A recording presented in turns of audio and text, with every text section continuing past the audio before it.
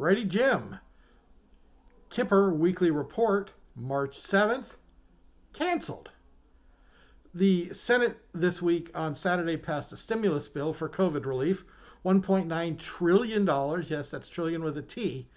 The bill now goes back to the House so they can update their bill with the changes that have been made in the Senate, including no $15 an hour minimum wage and $300 a week in unemployment benefits, down from $400 a week through the end of August. In addition, the bill was, at the request of Senator Ron Johnson, Republican from Wisconsin, the bill was read aloud, which I believe took 17 hours, so that all of the different perk programs the Democrats had stuffed into this thing on both the House and the Senate side could be documented for the public to understand, because it is their tax money, regardless of what the Democrats want to believe going out, and they'd like the public to know exactly what it's being spent on. So we'll give you an update later in the week if the bill gets through the House, and then it would be on the Biden. I believe they're looking at having this on Biden's desk if all things work out in the House. Now remember, Pelosi only has about a 4-vote majority right now in the House, so it's not something that's as easy as it was in previous Congresses where they had a 15, 20 seat majority. So they have to keep all of their members in line. But they're aiming to get the bill on Biden's desk next Sunday. Or next Monday, the 14th or the 15th. Next up, cancel culture. Dr. Seuss was the latest victim this week of the progressive cancel culture. They believe that some of the portraits of his characters were deemed racist by the progressives.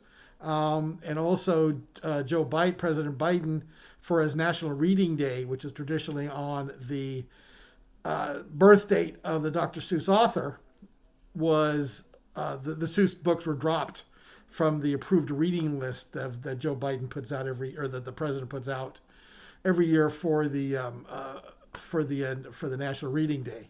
So again, they've been canceled because of progressive ideas and deeming to be stuff that's written in the past as somehow a representative of today's ideas and morals. Next up, Looney Tunes. As of today, the Looney Tunes Pepe Le Pew character was being called out for easy for me to say, for rape culture perpetuation. Yes, folks, a cartoon character. Okay, a cartoon character. For all of you that grew up on Looney Tunes, you are all perpetuating rape culture. So don't really know where we're going to go. But I have one question for all of those that are high on the cancel with the books and the TV programs and all of the various things that are being canceled by the left. When has censorship or limiting free speech ever been on the right side of history, folks? Can you tell me where? Where have people that have limited speech and limited thought and limited ideas been on the correct side? It's kind of a very Stalinistic type of thing, and or something that would happen in Nazi Germany. So I think the left needs to take a little bit inward and figure out why do they think they're on the right side of history by canceling all of these things. All right, final topic, SpaceX. Starship 10, SN10 flew this week, the prototype for the Starship series. They don't give them very descriptive names. They are simply Starship Number 10. This is the 10th prototype in the line. They already have 11 ready to roll out, and 12, 13, and 14 have been reassigned. There will be now number 15 because they've made some major design changes as they've learned from flying these. This is the third prototype that has flown to the 10 to 12 kilometer limit. Then what's done called a belly flop, come back down, and then land and try to do a tail down landing, as it does a flip maneuver, as they call it, or a suicide flip. This one landed successfully, slightly leaning at about 15 miles an hour, deemed to be a hard landing.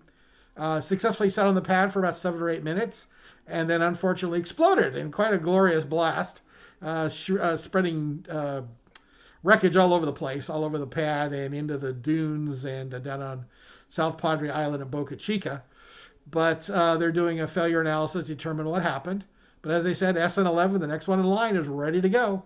Now, this is so much different than the way that the SLS program is being run by NASA and Boeing, where basically one rocket costs $1 billion or more and takes years and years to produce. If one of their prototypes blew up, you would be setting back space programs for 3 to 5 years probably, or 2 to 3 years at least. So interestingly, like I said, SpaceX has a great culture when it comes to trying and failing. They don't mind it. Musk is very tolerant of that, as long as they've learned from the failures, and they've gotten closer and closer each time. They do need to work on the landing legs, and hopefully those things will be worked out. But look forward to SN10 rolling out to the pad this week, and it will launch sometime maybe by the end of March. All right, righty Jim, have a good day.